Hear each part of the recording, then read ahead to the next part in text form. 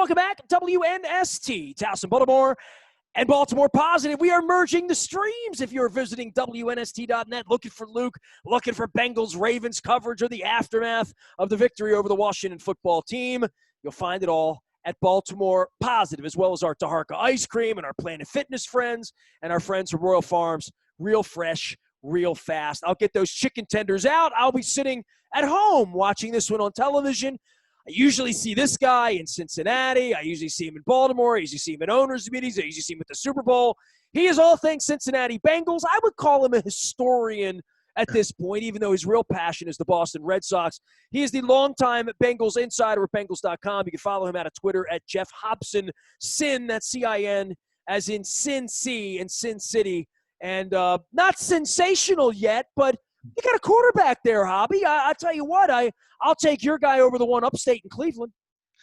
Yeah, I was just talking to Carson Palmer about that. He was saying, maybe next year you fight for that wild card because Ben's going to retire in a couple years.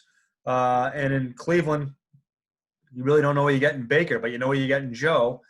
The only problem's Baltimore, they're going to be there. For a while, you're going to be fighting for the wild card as long as Baltimore and Lamar are in business. Well, give me some observations on Lamar, because you don't see this often. It's so weird. And then the Kansas City game happens, and whatever he called it kryptonite himself, right? And the kryptonite would be when you're down a couple of touchdowns, you have to operate completely differently. If you are trying to operate in 2 minutes, if you are trying to advance the ball through the air in a different kind of way than the way they do things. And you force them into playing left-handed. And if you have the personnel and you can control the ball and you have a quarterback like Patrick Mahomes, you're probably going to give Lamar fits on occasion. Other teams have figured that out. Now, where getting that lead and stopping the run in the beginning and neutralizing him in the beginning of the game, that's where they went 14-2 last year because they didn't have to play from behind much. Yeah, look, the Bengals gave it the office on that one. They're always in the highlights when it comes to the Lamar highlights, topped off with that spin on Vigil that, we've been looking at probably, it seems like about 40 years now since the last time they played. But, the Bengals Lamar has ripped them. I think it's been 200-yard, 2 out of the 3 games he's played, he's gone for 100. I think he went for $150 on him, probably his career high. They revamped their defense with Lamar in mind. They drafted 3 linebackers with Lamar in mind, kids that can run. They went and got your old friend Josh Bynes in part because of Lamar.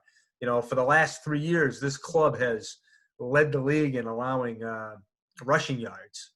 You remember what Bynes did for you guys last year. He came off the couch in the 4th or 5th game and get everybody lined up where they had to be lined up. They didn't lose until the playoffs.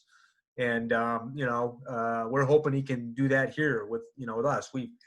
It doesn't seem like they've been very stingy against the run, but they've stopped it when they've had to. But Lamar is a whole different, they'll find out how far they've come. Sunday at 4:05, they'll know where they are because Lamar is the measuring stick, not in just the division, but in the conference. Yeah, when it comes to stopping a run. You say that, and it's fascinating because my wife and I took a walk last Monday night, and I've talked a little bit about this because, we live downtown, and I know you've always stayed downtown when you came in with Marvin all those years and walking over to the stadium or going to get a crab cake. Or There's no place better than Pickles. Yeah, there you go. Fair enough. Give your plug out. So it's all good. It's right to my neighborhood.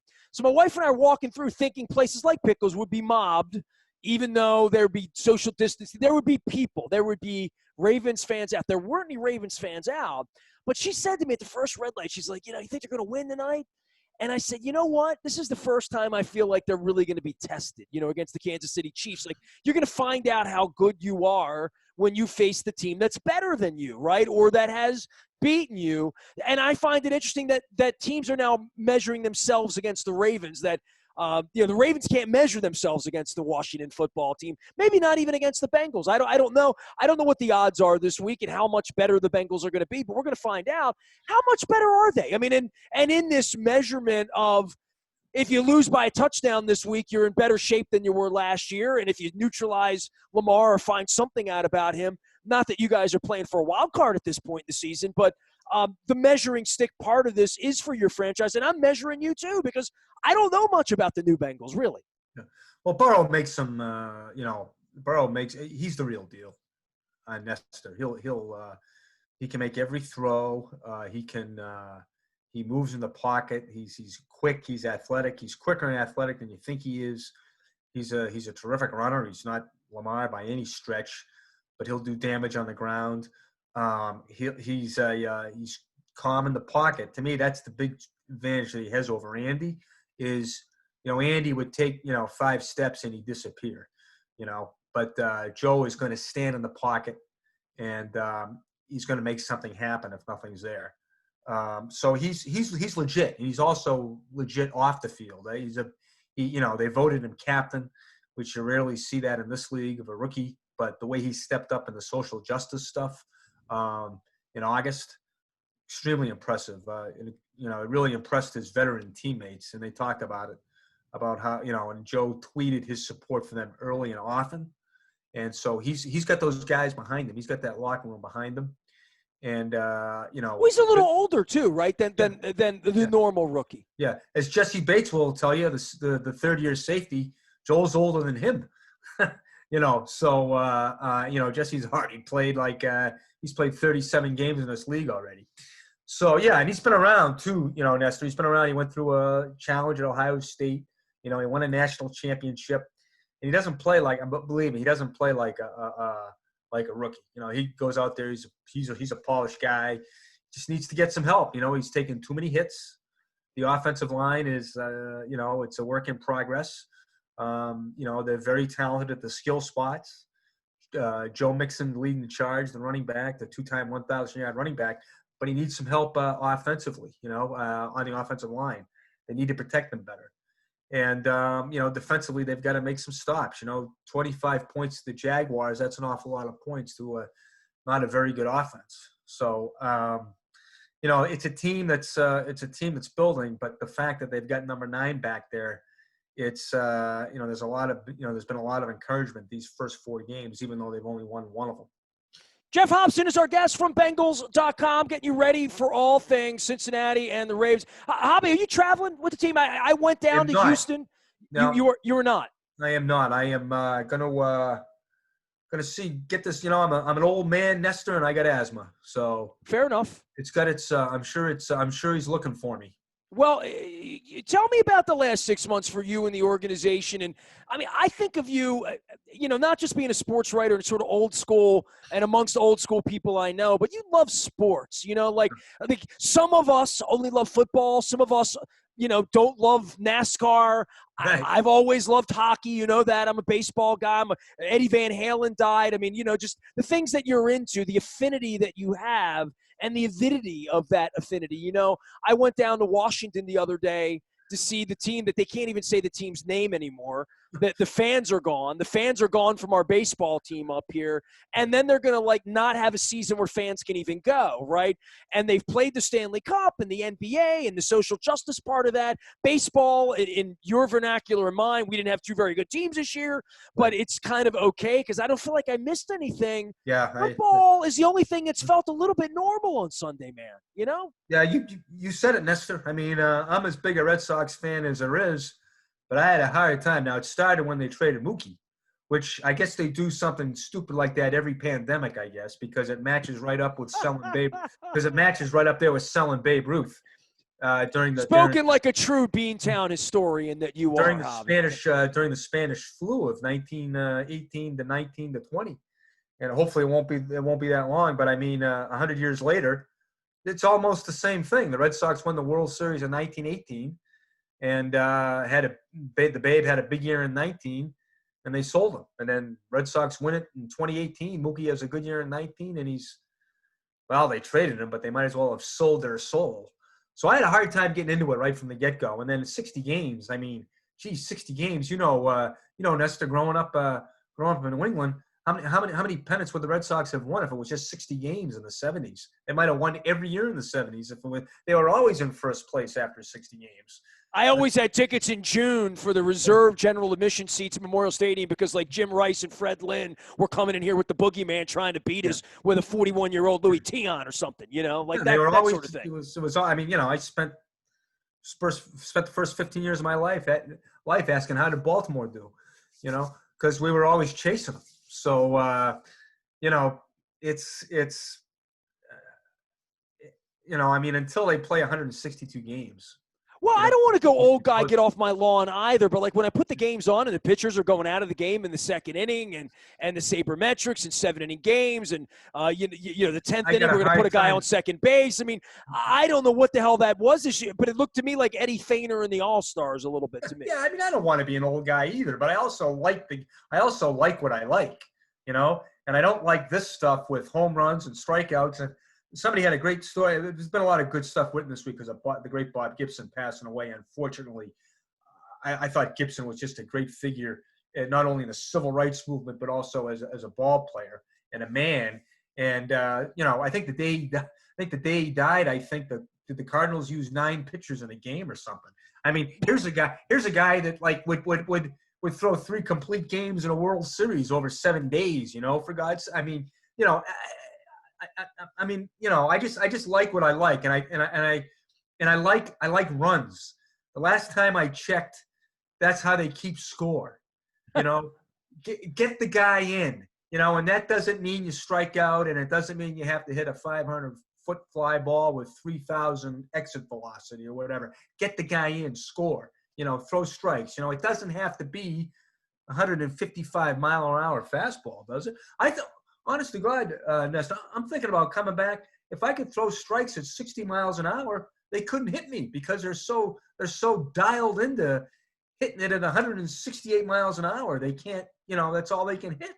I just don't think it's fun to watch anymore. Fun. Tennis became about serving and aces, right? Like, or any other sport that would lose sort of its soul to some degree. I mean, they've worked, over the course of the half a century I've been on the planet. It'll be 52 years next week.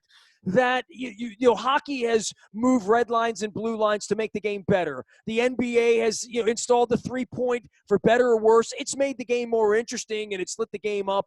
How games are played or not. Baseball has been run by like scientists, right? So like it feels very clinical when the left fielder's playing center field, the second baseman's playing right field, the shortstop's playing second. Just watching the game from a thinking man's perspective and a guy that kept score and a guy that loves the game, whose last name's Aparicio. I don't know where the connection's going to be for me the rest of my life, which is one of the reasons I built Baltimore Positive Hobby. I don't know how much I'm going to love sports or other people are going to love sports 10 or 15 years from now because it ain't going in the right direction for me. I baseball's not, and football, I don't know. Football keeps turning into and these guys are unbelievable athletes. I think football is always going to be fun. But they're obviously changing the game too. But like not little stuff, because I do think they have to keep the players safe. I do think that's important. But they've tried to legislate football. I mean, they've just legislated football to death.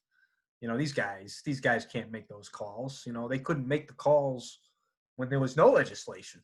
Right. So, I mean, it's just, it's too, you kind of it's like baseball. You take too many rules or too many scientific theories, takes the charm out of it. I mean, it's baseball was a national pastime for a reason, and the reason was because it's a round ball and a round bat, and you have to hit it square, and you have to think about the simplicity of it, and now football's a national pastime, and I guess I'm not sure what the reasoning is.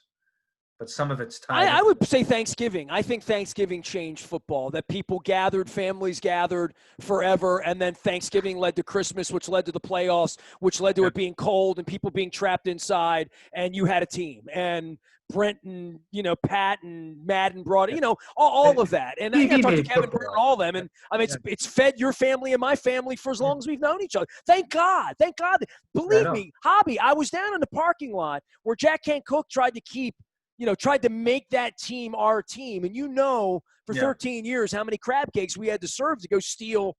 I keep the picture of Art Modell behind me for a reason, right? But that's you a almost nice didn't lamp, get a team, right? Literally. It's that's the great Christmas story lamp you got there. Oh yeah. That's tremendous. Dude, I'm doing everything I can do in Ohio. Vote in Ohio, people. Fix the country, Ohio. You live in Kentucky? I hope not. But people in Ohio, so at least I'm Today's the first day. Today's the first day of voting here in Ohio. Go get in line, Hobby. Geoff Hobson here. Geoff Hobson, Sin, and, of course, at Bengals.com.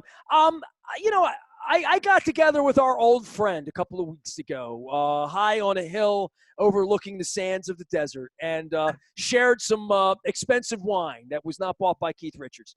The aftermath of Marvin, I'm always going to ask you about that because of your affinity for Marvin and my affinity for Marvin. I mean, everybody. I mean, all the Cincinnati people love Marvin, but the changes and where it is now on the timeline of, Marvin's not going to coach a team. We're going to have a new coach, new quarterback.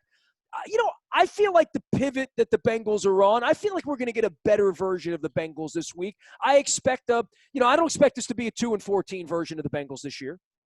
Hope not, because they were 2-14. Remember when Marvin came in, they went from 2-14 to 8-8. The thing about Marvin is Marvin brought them back into the league.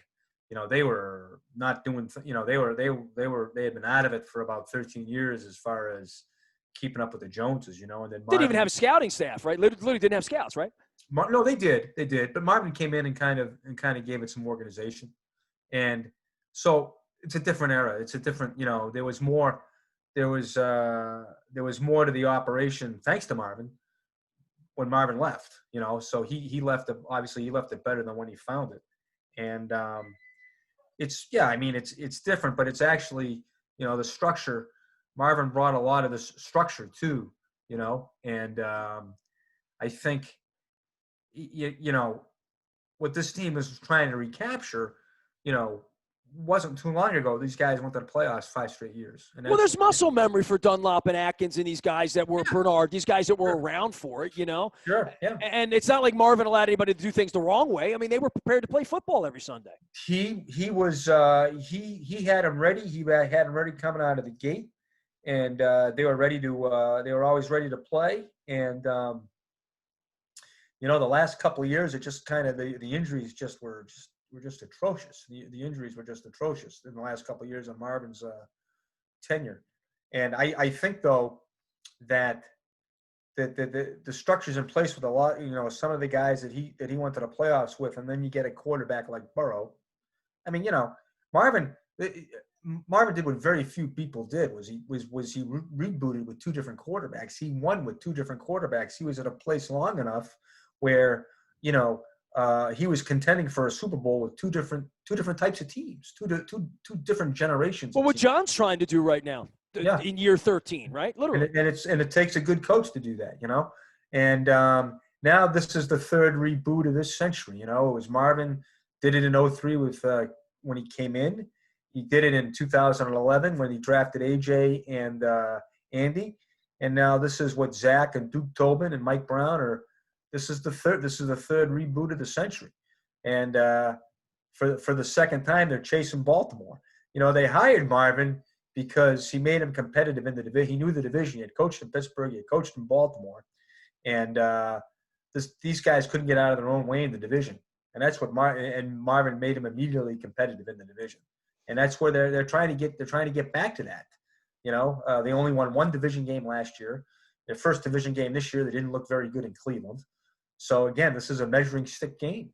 This is a measuring stick game in Baltimore. And I think Zach's done a good job. Here's a guy who's, he's 26 years older than Zach or whatever. There's a different generation of coaching, a different generation of guys. And that, and it's interesting to see offensively. Zach's an offensive guy, and Marvin was a defensive guy. So everything's really been kind of turned on their head. It's kind of turned on its head. It's the opposite way of going about it. It's a different perspective, and I think Zach's done pretty much everything he can to keeping things together during the losing, and they really overhauled their roster this past season. And he did get dealt a shorthand, no offseason, no preseason, and yet you got a rookie quarterback and 7 guys on defense are new. That's a tough way to break in, So, but he's kept them together, and I think this stretch coming up here with Lamar and the men, this next month will tell them where they are. And it's you got Baltimore, they go to Indy, they come home to Cleveland. Come Halloween, they'll have a pretty good idea where where this thing is going. Yeah, we don't get to measure ourselves so much until we play the Pittsburghs, and for 7 months, it's Lamar, and MVP, and Lamar, and maybe Baker, and look at Cincinnati with they drafted Burrow. The Steelers are still incredibly formidable, right? And and we don't talk about it, and they don't talk about it. You don't hear much about them in the offseason, do you? No, I mean that's because they just do what they do. I mean, Ben's. The thing about Pittsburgh is they're going to play defense and they're going to run the ball, and that's what Johnson established in Baltimore. They're going to do a few things well, and that's enough. I mean, everybody talks about it's a passing league, and I don't. The thing about Ben is you could roll you and me out there, and he's going to throw for 3 bills. I mean, it doesn't matter who his receivers are. This guy's a Hall of Fame guy, and I guess they don't have to talk about it because you're going to show up and they're going to win. We're going to win 8, 9, 10 games, and on December 15th, they'll either have to win it. They'll be in the race, just like the Ravens. Well, I hope we're together. I mean, I have a flight to come out to Cincinnati later on in the year. I hope the game means something. I hope I get a hot dog and some indigestion out of it. Do the whole deal. But and baseball, man. One day you and I should go to a baseball game together. So where though? Where are they going to have fans? Do you think? I have no idea, man. We're typical. Hey, we'll see. What are you looking at? How many times have the Ravens finished their season in Cincinnati since 2010 or 2011? Against Cincinnati or in Cincinnati? In Cincinnati, probably 5 times in 10 years. And then even twice in Baltimore. They did it in 2010. They were down there. It was Carson Palmer's last throw in 2010 was in Baltimore. And probably 16 or 17 was here too. No, that was the Tyler Boyd game. That's right. Yeah. That was a very, very unhappy day for me. I thought we were going to the playoffs, and then Marvin showed up. Yeah. Geoff Hobson is here. He has long been covering all things Cincinnati Bengals. You can find him at Bengals.com. He is also out on Twitter and off the radar until the Red Sox do something stupid, which won't be until maybe next April, I guess. Hobby, take care of yourself, man. I'm going to miss you at Super Bowls and owners' meetings and all that stuff. But if I get to Cincinnati, you're going to be the first to find out Christmas time, all right? Nestor, it's January 3rd, 2021. You guys are in here. It's going to be the start of a good year, of a hell of a lot better year, and I'll see you at some point in 2021. I can start the new year in Cincinnati. Wouldn't that be fun? I have watched a lot of New Year's Eve fireworks in Cincinnati. I swear, I really have. I know where the fountains are. There he goes. He is Geoff Hobson at Bengals.com, and we always appreciate him dropping by. All the Cincinnati media coming in this week to get us ready for the Bengals. We are merging WNST.net with Baltimore Positive, all the conversations with Don Moeller, all the charity and community stuff, education, leadership, news, politics, and what we do first and best, sports. We are WNST.net, AM 1570, and we never stop talking Baltimore Positive.